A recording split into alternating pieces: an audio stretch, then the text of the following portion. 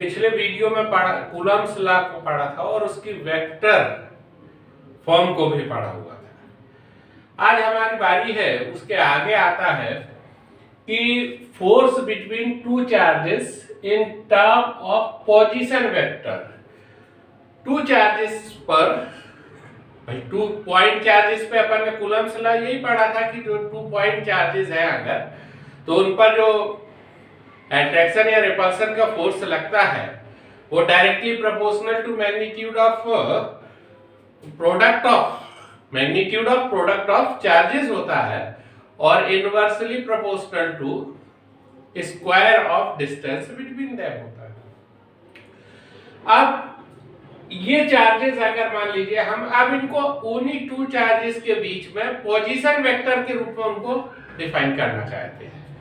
Suppose करिए कि ये 2 पॉइंट चार्जेस है हमारे पास में। एक चार्ज ये हो गया Q1 और दूसरा चार्ज ये Q2, ये A पर है और ये B पर है।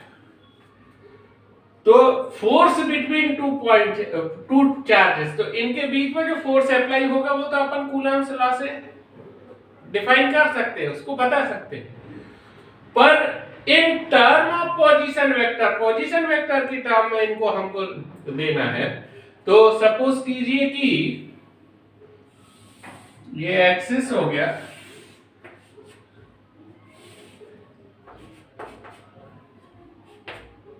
X axis, Y axis, Z axis, ये ओरिजिन हो गया। तो विथ रिस्पेक्ट टू ओरिजिन जो ए की डिस्टेंस है, ये वेक्टर पोजीशन वेक्टर इसका R1 और जो B की डिस्टेंस है या पोजीशन वेक्टर B का जो है ये R2 है। और हमको जो है इनके बीच के भी A और B के बीच में जो फोर्स अप्लाई हो रहा है इनकी वैल्यू फाइंड करनी है। तो देखिए इनके बीच में फोर्स की वैल्यू जो हमको फाइंड करनी है, तो यहां अपन अगर इस पर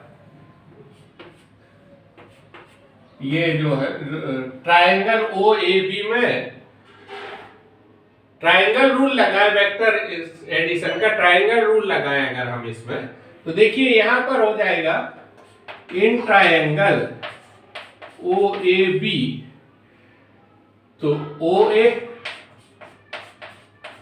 plus AB is equal to OB। और हमको AB की डिस्टेंस चाहिए है, तो यहां हम लिख सकते हैं AB equal to OB minus OA। तो ये हो जाएगा R2 माइनस R1। ये AB के बीच की डिस्टेंस हो जाएगी इनके बीच। अब force on two with respect to charge Q1 माने सेकंड चार्ज पर Q2 पर जो फोर्स अप्लाई हो रहा है with respect to charge Q1, तो यहां पर हम लिखेंगे F21 इक्वल टू हो जाएगा 1/4 pi epsilon not. 1/4 pi epsilon not इसलिए क्योंकि ये जो चार्जेस है वैक्यूम में या आपके एयर में है, तो 1/4 पाई एप्सिलॉन नॉट यहां आ जाएगा Q1 Q2 upon.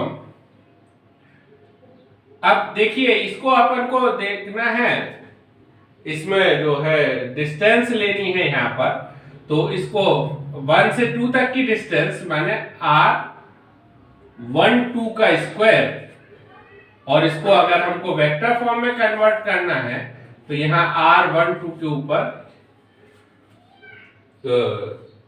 Unit vector से मल्टीप्लाई कर दीजिए। इसमें यूनिट वेक्टर से मल्टीप्लाई किया तो ये वेक्टर फॉर्म में कन्वर्ट हो गया हमारा। और हमको ये मालूम है कि यूनिट वेक्टर कोई सा भी वेक्टर है, अगर हमारे पास में सपोज कीजिए वेक्टर R है, तो इसकी वैल्यू जो होती है ये मैग्नीट्यूड ऑफ R और into unit vector of r2, यानी इसका मैग्नीट्यूड और डायरेक्शन। तो अगर हम इसको केवल यूनिट वेक्टर लिखना चाहें तो ये हो जाएगा हमारे पास में vector of r upon magnitude of r। ये हमारा यहाँ पर मैग्नीट्यूड ऑफ r है, इसको वेक्टर स्क्वायर। तो देखिए अब हम इसमें जो लिख सकते हैं इसको, ये हो जाएगा 1/4 pi epsilon naught q1 q2 upon r12 का स्क्वायर इज इक्वल टू, अब यूनिट वेक्टर के प्लेस पे अगर हम लिखते हैं इसको तो ये हो जाएगा हमारा vector r12 upon magnitude of r, यानी r12 का मैग्नीट्यूड, इस टाइप से लिख देंगे यहां। तो ये वैल्यू हमारी हो जाएगी 1/4 पाई एप्सिलॉन नॉट, यहां q1 q2 अपॉन इसको लिख सकते हैं हम r12 का होल क्यूब, टू स्क्वायर ये है और 1 ये है तो होल क्यूब हो जाएगा। और r12 की वैल्यू यहां से अगर हम इसमें सब्स्टिट्यूट कर दे तो इसको यहां आ जाएगा हमारे पास में r2 माइनस r1, ये, या इसको और अगर लिखे हम तो f21 इक्वल टू यह 1/4 pi epsilon naught q1 q2 upon ये r2 माइनस r1 का होल क्यूब और यहां इंटू r2 माइनस r1। ये इसके पोजीशन वेक्टर के रूप में फोर्स डिनोट हो गया है। इसी टाइप से अगर हम force on charge q1 with due to charge q2 करें, अगर हम यानी यहां हम F12 लिखें अगर हम, तो F12 की वैल्यू हो जाएगी 1/4 pi epsilon naught q1 q2 upon r1 minus r2 का होल क्यूब और यहां भी r1 माइनस r2, ये इसकी वैल्यू हो जाएगी। तो ये हो गया हमारा फोर्स बिटवीन टू चार्जेस, इन दो चार्जेस के बीच में जो फोर्स अप्लाई हो रहा है in term of position vector. Position vector की टर्म में हमने इसको रिप्रेजेंट कर दिया। नेक्स्ट आता है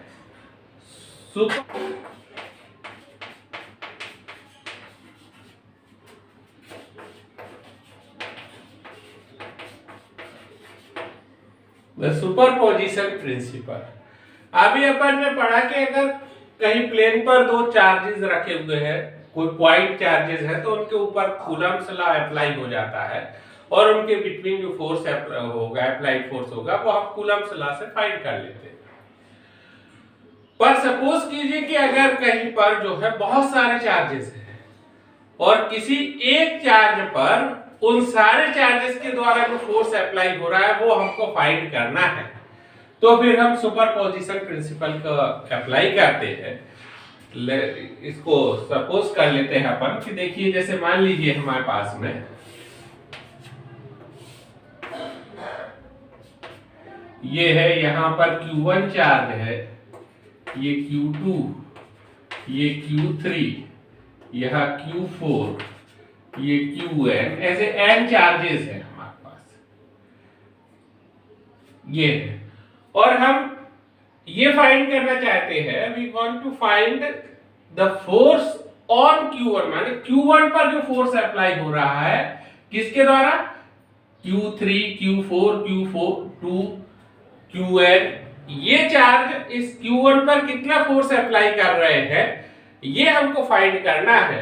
तो फिर हम वहां पर सुपरपोजिशन प्रिंसिपल का प्रयोग करते हैं और superposition, according to superposition principal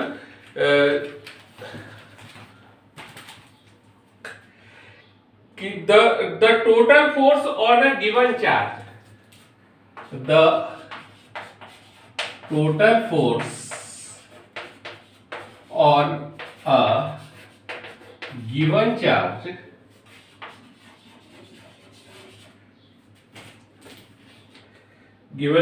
is equal to the vector sum of forces is equal to the vector sum of forces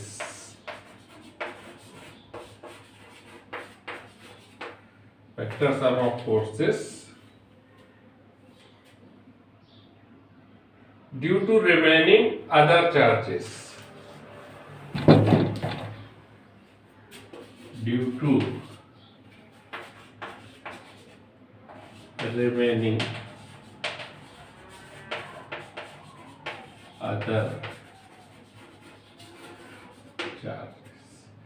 ये सुपरपोजिशन प्रिंसिपल ये कहता है कि the force on A given charge, suppose हमको गिवन चार्ज है Q1, ये Q1 charge हमको given है, तो the force on A Q1, जो फोर्स ऑन Q1 होगा is equal to the vector sum of